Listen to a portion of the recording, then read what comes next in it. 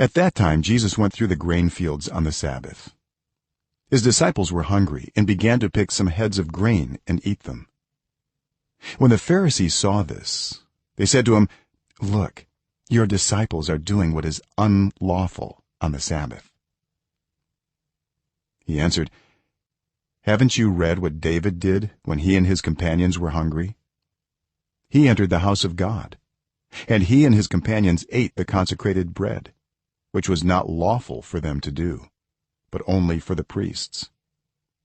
Or haven't you read in the law that the priests on Sabbath duty in the temple desecrate the Sabbath and yet are innocent? I tell you that something greater than the temple is here. If you had known what these words mean, 'I desire mercy, not sacrifice,' you would not have condemned the innocent. For the Son of Man is Lord of the Sabbath."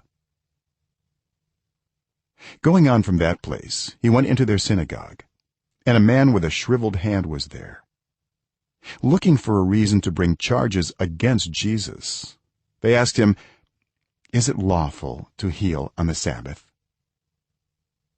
He said to them, "If any of you has a sheep and it falls into a pit on the Sabbath, will you not take hold of it and lift it out?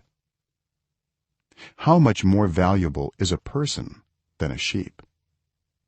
Therefore it is lawful to do good on the Sabbath."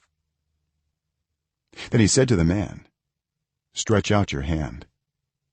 So he stretched it out, and it was completely restored, just as sound as the other.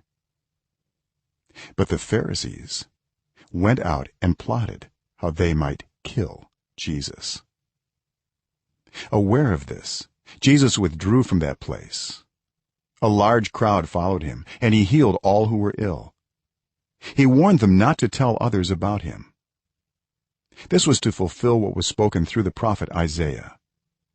"Here is my servant whom I have chosen, the one I love, in whom I delight. I will put my spirit on him, and he will proclaim justice to the nations. He will not quarrel or cry out. No one will hear his voice in the streets. A bruised reed he will not break, and a smoldering wick he will not snuff out, till he has brought justice through to victory. In his name the nations will put their hope."